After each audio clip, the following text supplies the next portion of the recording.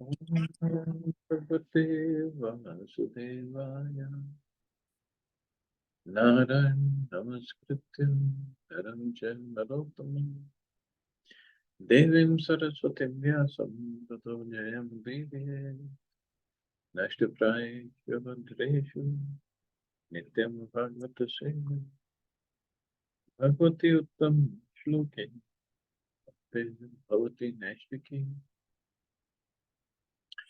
So continuing with the discussion on Sri Chaitanya Charitamrita, Madhya Lila, chapter 19, Lord Sri Chaitanya Mahaprabhu instructs Srila Rupa Goswami, text 171.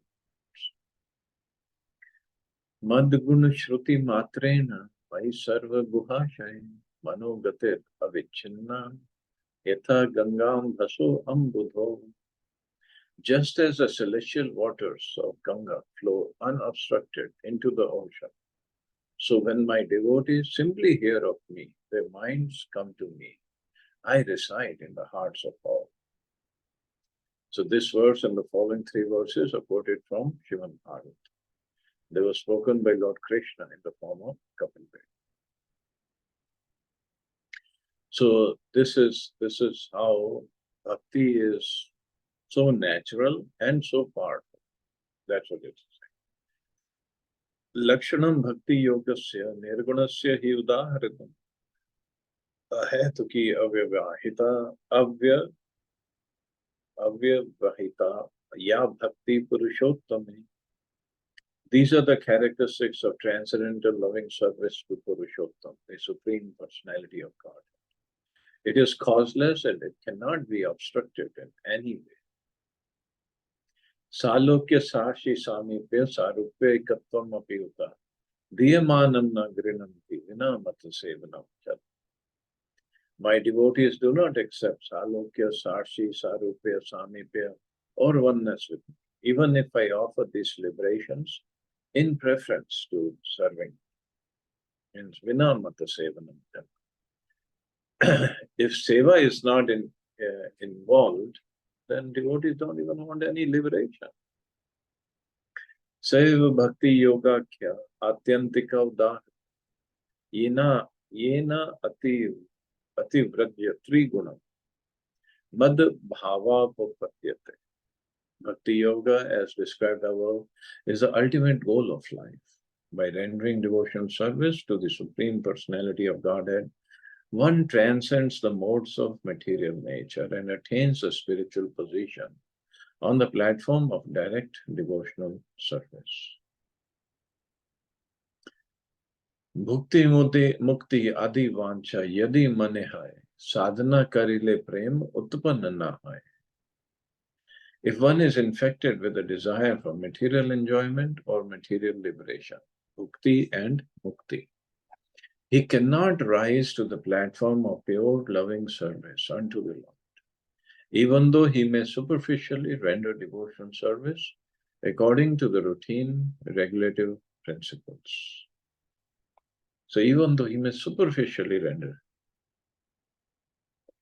means if there are any other desires in the heart other than serving Krishna, one just cannot attain pure loving service. Srila Bhakti Siddhanta Saraswati Thakur mentions that if one maintains it within his heart, the desire to enjoy the results of good work or being embarrassed by the material world, the desire to get out of material entanglement, one will never be able to attain the transcendental mellows of devotional service. In other words, one must not desire material profit when rendering devotional service. Even if one follows all the 64 regulative principles, he cannot attain pure devotional service with a contaminated heart. Even that is considered contaminated heart, the desire for liberation. Means, so even if one follows all the 64 regulative principles, so this actually is our condition. We are trying to follow, but we still have so many desires, so many material desires. Bhukti mukti spriha yavat pishachi hriday vartate tavad bhakti sukhas yatra katham abhyudayo bhavet. The material desire to enjoy the material world and the desire to become liberated from material bondage are considered to be two witches, and they haunt one like ghosts. Pishachi, the word used here is pishachi, they're witches. As long as these witches remain within the heart, how can one feel transcendental bliss? As long as these two witches remain in the heart, there is no possibility of enjoying the transcendental bliss of devotional service. And what are the witches? Bhakti and mukti, spriha, in the desire for bhakti, enjoyment, or mukti, liberation. Sadhana bhakti haite haye ratir uday, rati gala haile, tar prema naam. By regularly rendering devotional service, one gradually becomes attached to the Supreme Personality of God. When that attachment is intensified, it becomes love of God. So sometimes devotees do ask, because that how do I know I'm making progress? It seems so mechanical, whatever I'm doing. But here it is said, by regularly rendering devotional service, one gradually becomes attached to the Supreme Personality of God. It takes time. One gradually becomes attached. And attached to the Lord means attached to the service of the Lord. And when that attachment is intensified, it becomes love of Godhead.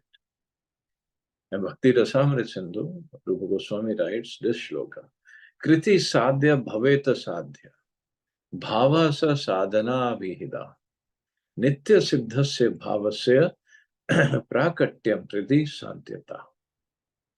The process of devotional service, beginning with chanting and hearing, is called sadhana bhakti. This includes the regulative principles that are intended to awaken one to devotional service. Devotional service is always dormant in everyone's heart, and by the offenseless chanting of the holy names of the Lord, one's original dormant Krishna consciousness is awakened. So by offenseless chanting, so we have to come to that stage. So his dormant Krishna consciousness is awakened. This awakening to Krishna consciousness is the beginning of sadhana bhakti. So, of course, this doesn't mean we get so hopeless that I'm not even doing that much even. No, there's always mercy factor. Mercy of Srila Prabhupada is always there. But this is how actually it works. So this awakening, as I said, it happens when one is engaged in offenseless chanting of the holy names.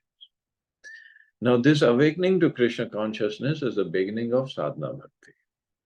This can be divided into many parts, including faith, association with devotees, initiation by the spiritual master.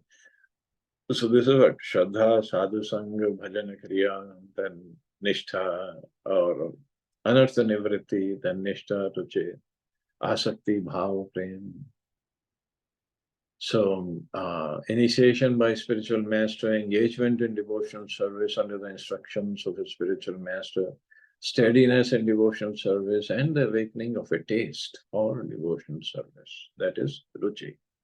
In this way, one can become attached to Krishna and his service. And when this attachment is intensified, now we are talking, like it is mentioned, from milk, if you keep on boiling, it will become rubbery and it will be very tasty. And then when this attachment is intensified, it becomes condensed, more and more condensed. Then it results in ecstatic love for Krishna. The word rati is explained in Bhakti Rasamrit Sindhu as well. Vyaktam mashrina tavantar lakshate rati lakshanam mumuksho bhritinam ched bhavet esha ratiranahi. When a tenderness of the heart is manifested, there is rati or attachment. But those who are interested in being liberated from material bondage will not manifest this tenderness. This attachment is not like material attachment. When one is free of material contamination, attachment for Krishna's service awakens and is called rati. When one is free from material contamination, attachment for Krishna's service awakens. That attachment has to be there, and that is called rati. In the material world, there is attachment for material enjoyment, but this is not rati because it is full of contamination, material contamination.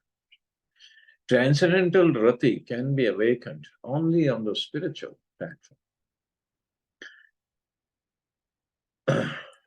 And then after rati comes prema. Ecstatic love for Krishna, prema, is described as samyam mashrita swanto mamat vaishyankita bhava seva sandritatma buddhe prema nigadyate.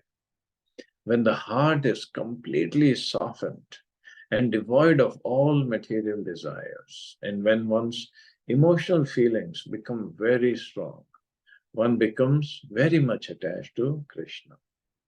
Such purified emotion is known as pure love.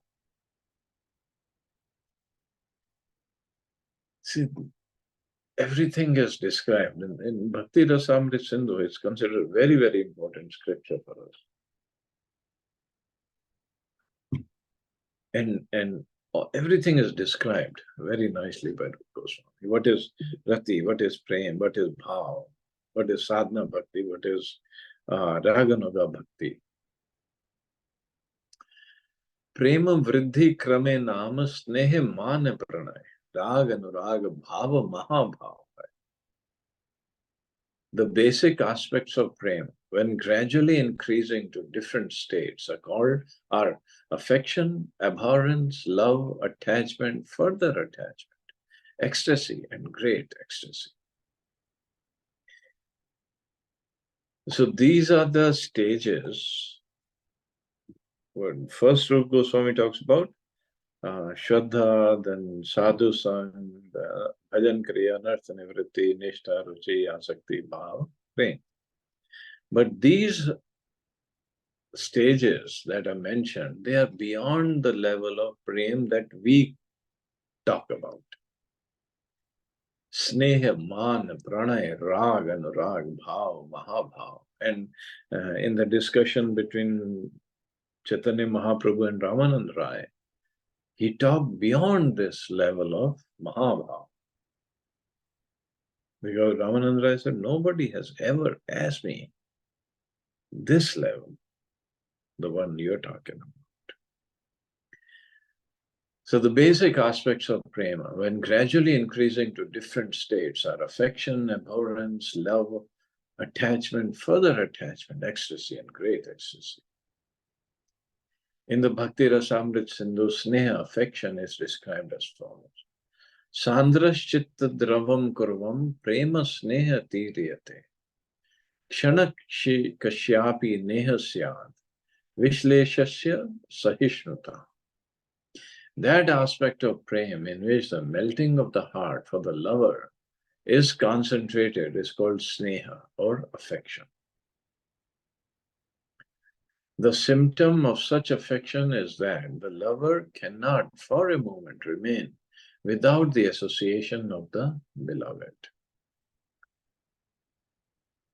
A description of man can be found in Madhya Lila. Similarly, a description of pranay is also there.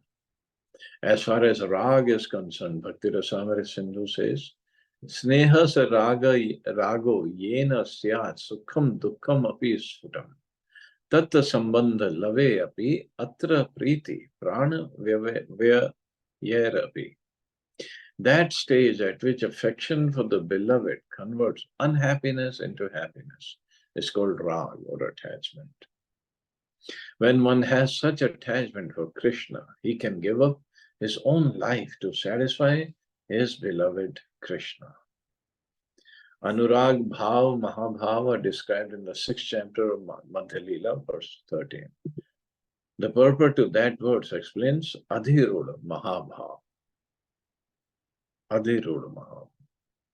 That only Srimati Radharani has. Of course, these are all, right now, these are all theoretical terms for us. But at least we should appreciate those who have this kind of feelings for Krishna. Yaiche bij ikshu rasa gud khandesar, sharkara sita michari, uttam michariyar. The gradual development of prem may be compared to different states of sugar. First, there is a seed of sugar cane, then the juice extracted from the cane. When this juice is boiled, it forms liquid molasses, then solid molasses, then sugar, candy, rock candy, and finally lozenges. Uttam Mishri. So it becomes more and more intense and condensed. यही सब कृष्ण भक्ति रसेर स्थायी भावे मिले यदि विभाव अनुभाव. All these stages combined are called sthayi bhav or continuous love of Godhead in devotional service. Sthayi bhav. Sthayi means permanent. It's always there. In addition to these stages, there are vibhav and anubhav, which are maybe like compared to some more waves coming in or waves going up and down in the continuous sthayi bhav. Attachment for Krishna never wanes. It increases more and more and more as one attains different stages. All the stages together are called sthayi bhav or continuous existence of ecstasy. The 9 forms of devotional service are Shravanam, Kirtanam, Vishnu Smaranam, Padasenam, Archanam, Vandanam, Dasyam, Sakhyam, Atmanivedam. When continuous love of Godhead is mixed with the processes of devotional service, it's called Vibhav, Anubhav, Sattvic Bhav, and Vyabhichari Bhav. More technical terms. The devotee thus all enjoys a variety of transcendental bliss. Now, like Shravanam, one has a sthayi bhav for Krishna. But when Shravanam is added in that sthayi bhav, then there are greater waves in that bhav. Or we can say tarang. And it can be called Vibhav, Anubhav, Sattvic, and Vyabhichari. The devotee thus enjoys a variety of transcendental bliss. In his Amrit Pravaha Bhashya, Srila Bhaktivinoda Thakur states that Anubhav can be divided into 13 categories. Anubhav can be divided into 13 categories. Dancing, rolling on the ground, singing, yelling, jumping, making loud noises, yawning, heavy breathing, not caring for public opinion, discharging saliva, roaring laughter, unsteadiness, and hiccuping, hitching. These are the symptoms of Anubhav. While we are engaged in 9 processes of devotion, Navda Bhakti. Thus, the transcendental mellows are experienced in different stages. Similarly, there are many other forms of expression that have been analytically studied by the Goswamis. In the Bhakti Rasamrit Sindhu, Rupa Goswami gives each and every symptom a particular name. सात्विक व्यभिचारी भावे रमिलने, कृष्ण भक्ति रस है अमृतास्वाद. When the higher standard of ecstatic love is mixed with the symptoms of sattvic and vyabhichari, the devotee relishes the transcendental bliss of loving Krishna in a variety of nectarian tastes. So this is what he relishes. And that is why it's called. There is so much of relish, so much of nectar, and there is no end to it. It's always increasing. That's what Mahaprabhu says in Shikshashtakam. Anand Ambudhi Vardhanam. There is no limit to that ocean. Anand Ambudhi, ocean of bliss, because it's always Vardhanam, it's always increasing. This is what chanting of Hare Krishna or Param Vijayate Shri Krishna Sankirtana, this is what it does. When one comes to that level, Yaiche dadi sheet grit maricha karpura, milane rasal hai amrita madhu. These tastes are like a combination of yogurt, sugar candy, ghee, black pepper, and camphor, and are as palatable as sweet nectar. Bhakta bhede rati bheda pancha prakara, shanta rati dase rati sakya rati Vatsalya rati madhura rati, ei pancha vibhed, rati bhede Krishna bhakti ras pancha bhed. Oh, it's a long purport. Okay, we still have. No, I want to take it up tomorrow because it's a little difficult. So I guess we can stop here. There's so much, so detail is given here. And Rupa Goswami gives in much more detail in the book, Nectar of Devotion or Bhakti Rasamrita Sindhu. It's a wonderful book. You should read it thoroughly. So we'll stop here. See anybody has any questions or comments?